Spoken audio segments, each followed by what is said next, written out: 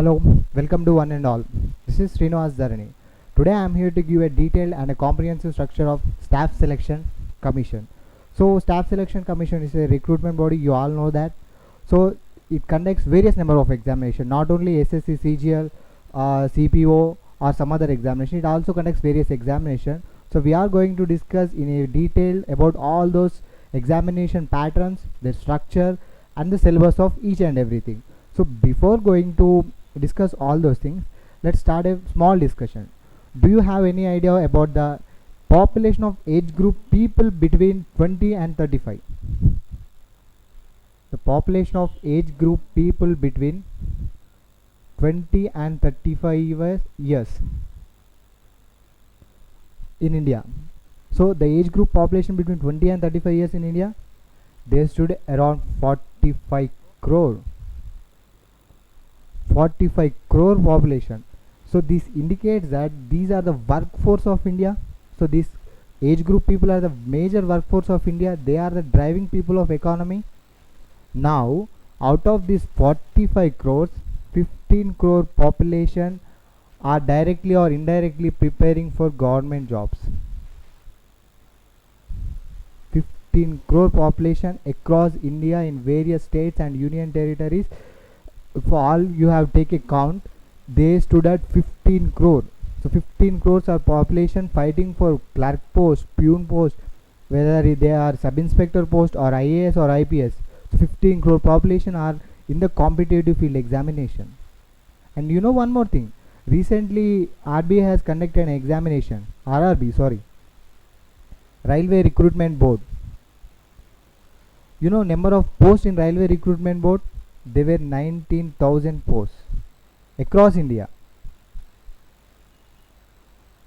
And you know the number of applicants that RRB has received? They are 1 crore applications. See the level of competition. For 19,000 posts, 1 crore application. So 1 crore people are interested to do a job in RRB, Railway Recruitment Board. So that indicates almost all 525 people are fighting for just single post. 525 people are fighting for one post itself. That is the level of toughness. And you know one more thing, and SBI PO, SBI has also released a notification, SBI PO. SBI PO 2015. You know here the number of posts, they were 1500. And the number of applications are 17 lakh applications. That indicates more than 1000 people for one post. So more than 1000 people are competition for one post. And while coming to our examination, that is SSC CGL, which was held in 2015, SSC CGL, CGL is combined graduate level examination. You know the number of posts were 8,500. These are posts. So various number of department like CBI inspector, CBI sub inspector, narcotic inspector, tax inspector, all those posts comprise of 8,500. The number of application that SSC has received is 15 lakh. That indicates almost all 200 people are fighting for one post. See the level of toughness, see the level of competition in India for just government jobs, where the 1 crore population are fighting for just 19,000 posts, and here 15 lakh or for 8,500 crores. Here 1000 people are fighting for just single one post. So this is the level of toughness you are here. So now see, comparatively when you check all this, you are in a safe zone. Those are preparing for SSC. Why? Because here 525 people for one post, here 1000 people for one post. But whereas coming to SSC, for all the SSC examination, the competition is little less. 200 posts, 200 persons are fighting for just one post. This is the level of toughness. That indicates only few people are getting succeeded. You know one more thing, Backlog post, you know about backlog post? Backlog post indicates for a general category or maybe reserved category SCs, STs or OBCs, some post will be reserved. That indicates that some people are not qualified even in this examination. So those posts will be reserved for the next notification. Suppose in 2015 some posts have been stood alike, and those posts will be added to the 2016 notification. So people are not even qualifying in the examination. Even though 15 lakhs have applied, not even 5,000 people have been qualifying to this examination. Why? Because only few are qualifying, only few are getting into the services. The reason behind their success, there is only one reason, only one reason for their success, and that is the reason for the failure. What is the reason for their success? So we will know it after few minutes. So before going to knowing the reason for their success, we will discuss the structure and pattern of each and every SSC examination. For clarity, why? Because why I'm going for the structure of SSC, because so before you have seen the toughness of this examination. So in order to succeed in this examination, one need to know each and everything about the examination they are going to write. So if you know each and everything about your examination, then ultimately it becomes very easy to know the where you need to success, where you need to stress, where you need to emphasize, and you can get more marks over there. So we will discuss each and every structure. So I have said SSC is a staff selection commission, that is a recruitment body which conducts various number of examination. The major examination that which are important for us are because CHSL, combined higher secondary level examination, and the second is SSC in CPO, SI in CPO, that indicates sub inspector in central police organization, and the last is SSC CGL, combined graduate level examination. And there are various other posts like junior section engineering, tax assistance engineering, and assistance in commercial and accountant. But why we are not bothered about those exams? Because these examinations are similar. That means the syllabus and the pattern is very much similar to this.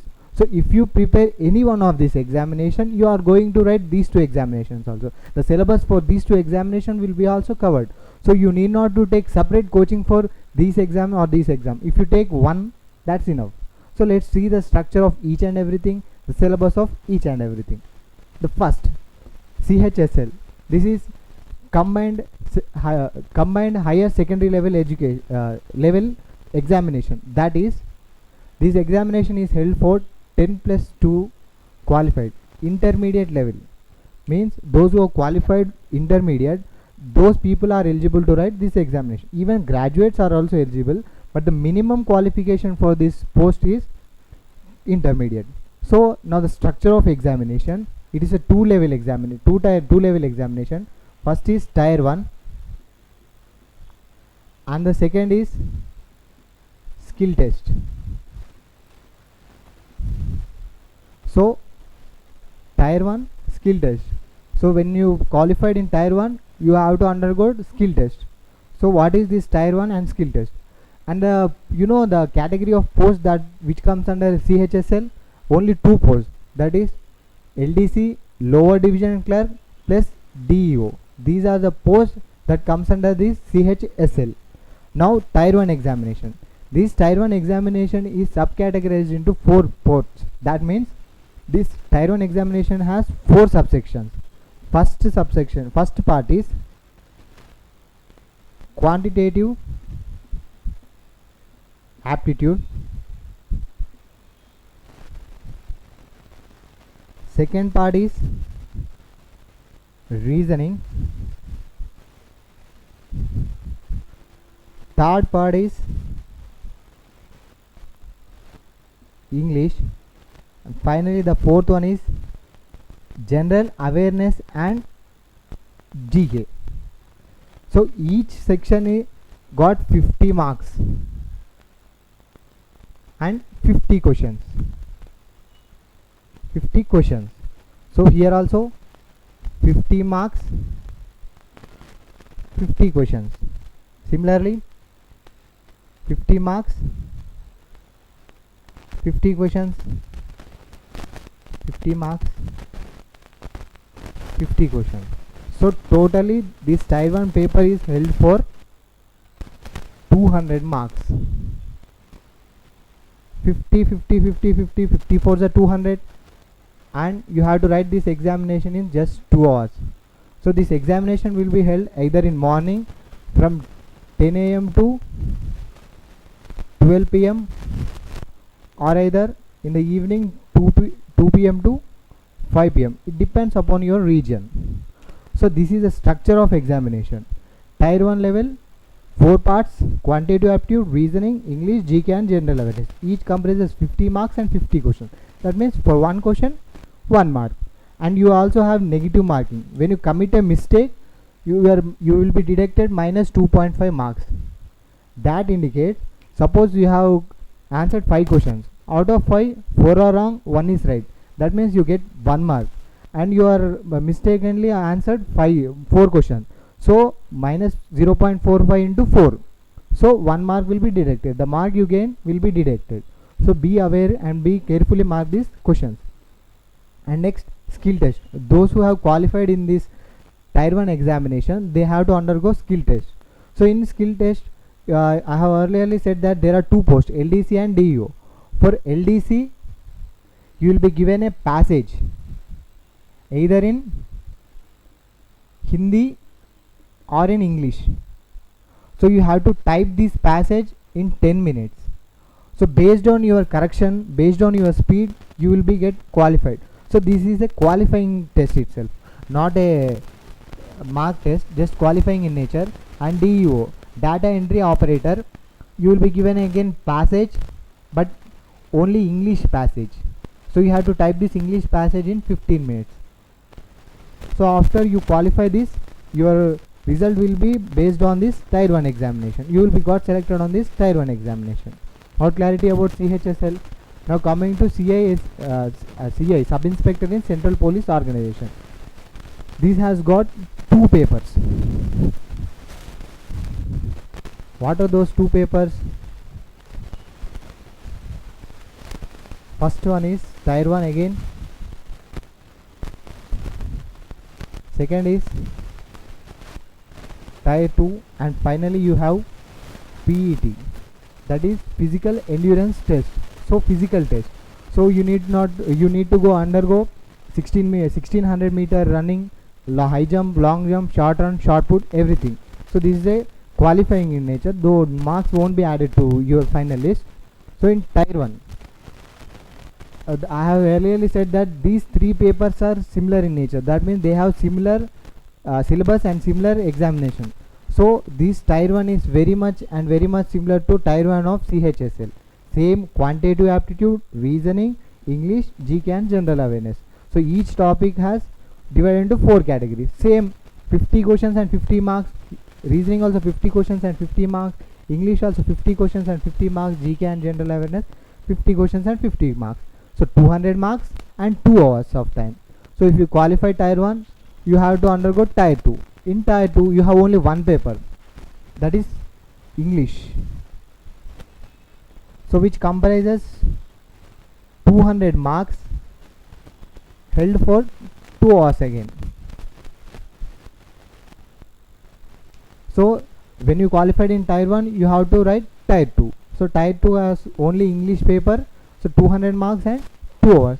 Same here also you have negative marking, minus 0.25. If you commit any mistake, minus 0.25 marks will be deducted. After completion of this, you need to undergo physical endurance test. But here you will write tier 2 examination after qualifying the tier 1 examination. But what happens here is, before evaluating your tier 2 paper, you will need to undergo physical endurance test. After qualifying this physical endurance test, your paper will be evaluated, then final list will be resulted. Got clarity here? And next, SSC CGL. It's a 3-tier examination. Tier 1, tier 2 and tier 3. Whereas tier 1 is very much again similar to tier 1 of this examination, SI in CPO and CHSL. all the three tier 1 examination are similar. So that is the reason why if you prepare any one of these, so quantitative aptitude, reasoning, English, GK and general awareness, the preparation for tier 1 examination of all the three exam will be covered. So when you qualify tier 1 examination, again tier 2 examination, this tier 2 examination has got two papers.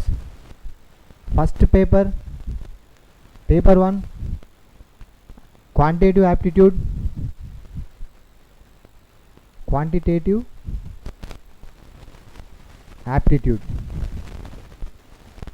and paper 2, English. Same quantitative aptitude, 200 marks, 2 hours examination. This paper 2 also 200 marks, 2 hours examination. But whereas out of for these 200 marks you will be given only 100 questions. So each question carries 2 marks. So 100 questions, 200 marks. Here in paper 2 English, 200 questions, 200 marks. So when you commit mistake in paper 1, minus 0.5 negative marking. That is, for every mistake, half of the mark will be deducted. Whereas in paper 2, the same, minus 0.25 marks will be deducted. So after qualifying tier 1, you need to undergo tier 2. So this is tier 2 and tier 3. This tier 3 paper is stats paper. That means statistics. So this statistics paper has to be written only by the persons who have applied for statistical operator. That means they should have the degree in stats. So no other person have to write this examination. The other person who have applied for CBI officer or all those posts, they need to write only tier 1 and tier 2 examination. Earlier, before 2015, you had interview also, but due to the notification by the government, the interview has been removed. Now got the clarity about the structure of these SSC examinations, all these three, CHSL, SI and CPO, CGL. So the major thing is tier 1 of this examination and this and this. All the three examination of tier 1 is very much in similar. If you prepare quantitative aptitude, reasoning, English and GK and general awareness, your part will be finished. So this is a basic structure. Now we will go deep into the structure, that is the syllabus. So what does this quantitative aptitude have? Percentage, profit and loss, ratio proportions, averages, trigonometry, geometry, etc. So and reasoning, why have I mentioned only these few topics? Because we have said this question, quantitative aptitude has 50 marks and 50 questions, right? 50 marks and 50 questions. Out of these 50 questions, 30 to 35 questions definitely, mostly 35 questions comes from only these topics, that is percentage, profit and loss, ratio proportions, average, trigonometry, geometry, and finally one mensuration. So most of the questions comes from here, this part, 35 questions. So if you concentrate here, that will be done. Similarly in reasoning, the major topics are syllogism, analogy, coding and decoding, and relations, sitting arrangements, etc. So here also same, this comprises of 20 to 35 marks. For clarity. And one more thing, directions. While coming to English, you have major part is vocabulary. In vocabulary you have antonyms, synonyms, spellings, error, this is grammar part, error, and finally idioms and phrases. So here 5 marks, 5 marks, 5 marks, 15, 15 error, 10 marks, 25 plus idioms and phrases, 30. So out of 50, 30 marks comes only from these few topics. So if you prepare well, it will be done. So in GK and general awareness, you have 4 parts: that is history, geography, polity, economy, and finally current affairs. So if you have a basic idea of these things, your work will be done. You know what, for this 200 marks, the cutoff for a general category person is 90 to 95. So if you get more than 90 and in between 90 to 95 or more than 90, you are able to qualify tier 1 examination. Now let's see 1 2 3 4 5 6 and 7. If you prepare 7 topics, you are getting 35 marks. So on an average you take it as 30 marks here. In reasoning, out of 30, 35 you get again 30 marks here, 60. Whereas in vocabulary also, English also, you get same 30 marks, 30 30 30, 90 finished, and the extra marks you made 20 or 25, so 110. So it's very simple to qualify in tier 1 examination by preparing only few topics. Not only HSCL, all the examinations are similar in nature, so it is very easy to qualify examination. Now got the clarity of this syllabus. Here English, this is also very same syllabus, but the extra addition is narrations, that is direct and indirect, active voice and passive voice. Next, active and passive. So these are the extra topics you have added. And in CGL also, tier 1, after completion of tier 1 you are writing tier 2. In tier 2, quantitative aptitude, the same syllabus. What you have: percentage, profit and loss ratio, allegations, mixture, averages, heights and distance, time and work, time and distance, everything is same in quantitative and aptitude. And here coming to paper, and this is also the same syllabus. So if you prepare quantitative aptitude and English, so your work will be done. So it's very easy to qualify in this examination. Now got clarity? But by looking at this picture, so when you look at all this syllabus, one thing must come to your mind, that is the major part is quantitative aptitude and the second one is English. So if you prepare well quantitative aptitude and English, you have entered into the service. That what it means. But you may ask, the people who are already very professional in quantitative aptitude, that is math and English, so those people will easily get the job. So we are no way in competition with those persons. If that was the case, so you been into the false conception that this examination is only for who are good at maths and English, only for mathematician and English knowledge people. But this is very much false. Actually what happens here is, if this was the case, the government would have taken these people and conducted a common entrance test, and government would have given training 3 to 4 years in quantitative and aptitude and English.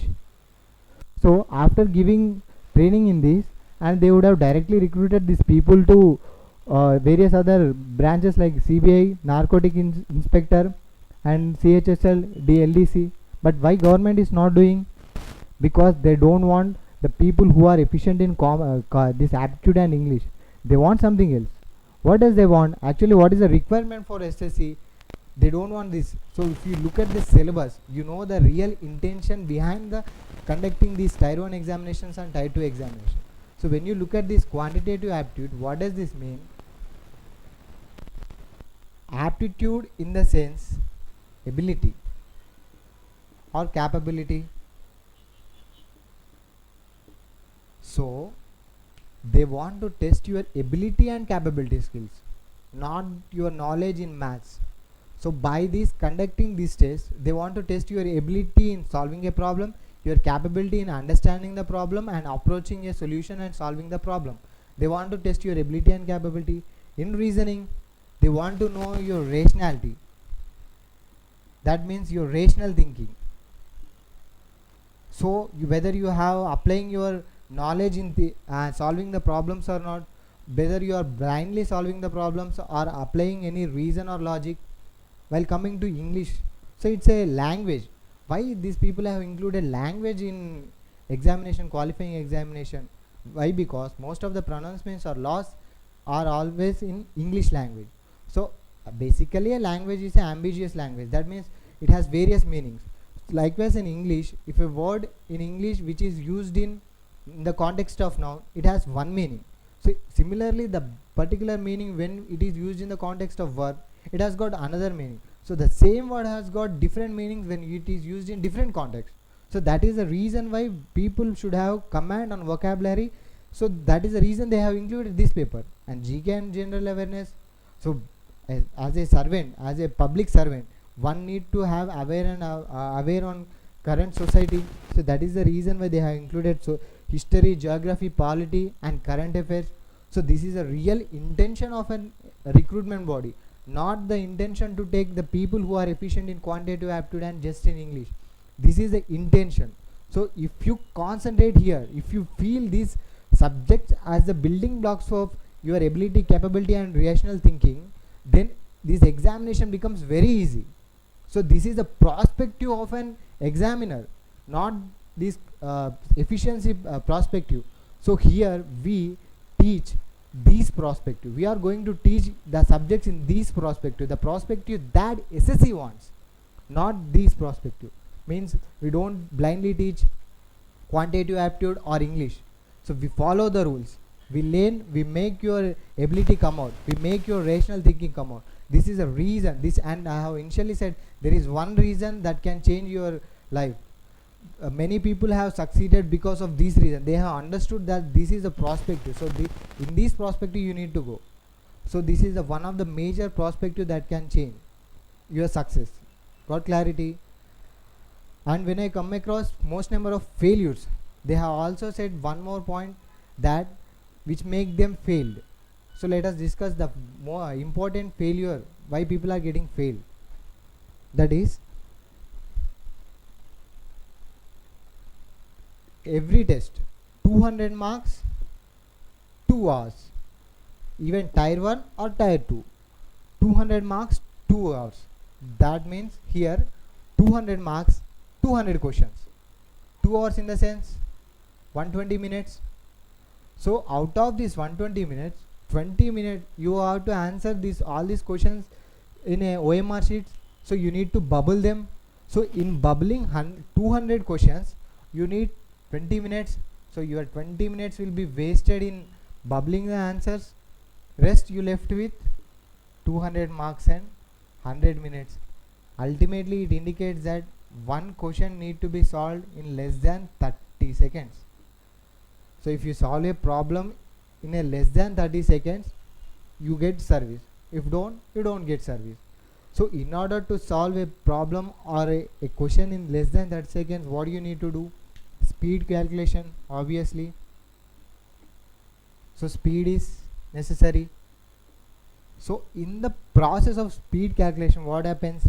People are relying on shortcuts, isn't it? So they don't want any descriptive answers. All these papers are objective in nature. So multiple choice question, 4 options will be given. You need to select the correct option. So they don't want your descriptive answer. So you are relying on ultimately on shortcuts. So you are not bothered about the procedure. So you simply blindly follow the shortcuts taught by various other institutions and you go for the examination. But what happens on the day of examination? You are flooded with more number of shortcuts in your brain. So as a examination is very less duration of time, so you get tense and you get confused, and in that confusion you don't even attempt the question all. So in spite of attempting the question, you are making a mistake. So even though if you attempt, you commit a mistake which will lead to minus 0.25 negative marking. So ultimately your rank goes down. I have seen people who have lost their job just because of 1 mark. So if you commit 4 mistakes in this way, so you will lose your job. So then how? Relying shortcuts. So it's a difficult task. So people are failing because of just this reason, just relying on shortcuts. Then how to approach? So without shortcuts we are not able to solve, because in less than 30 seconds one need to solve a question. Then how? That what comes here, change in perspective. If you change your perspective, if you follow these perspective, that is going back, don't blindly believe in shortcuts. Go back. What is the reason for this shortcut? How the shortcut has been evolved? Go for that. If possible, try and evaluate a new shortcut of your own methods. So that is the way to approach. So don't blindly believe in shortcuts. Go back, search for the reason of the shortcuts and try to create your own shortcuts, and definitely you will get success.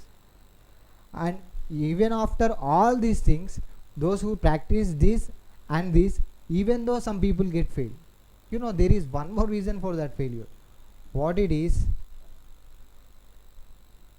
Silly mistakes.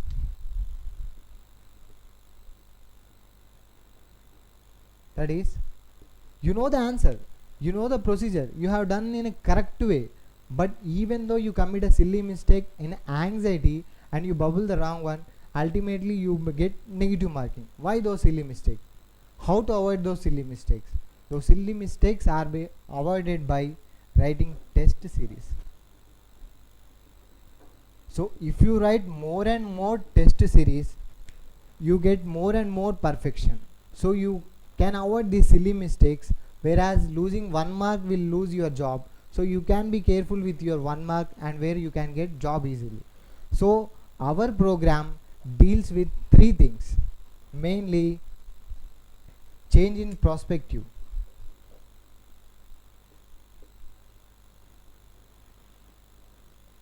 So first thing, second thing is don't blindly believe in shortcuts.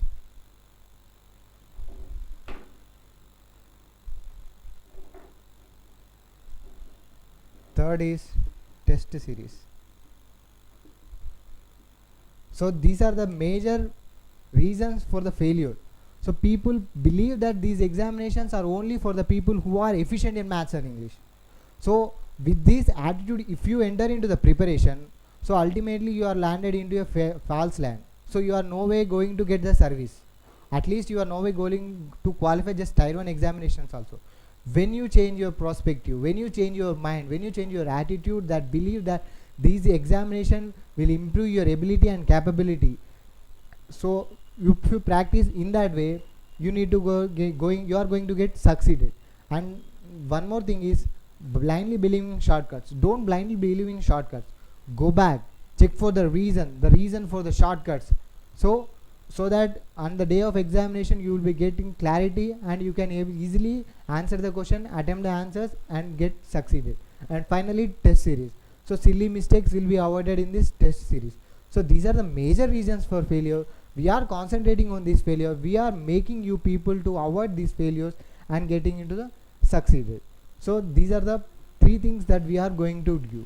So and finally, after giving this, some people will fail, because ultimately one thing is necessary, that is hard work. So unless and until you work hard and practice more, if you take coaching in a very reputed institution or under a very reputed faculty, you are not able to going to get the service. So unless and until you work hard. So ultimate success is between working hard, change in the perspective. So all the best to one and all, and thank you very much.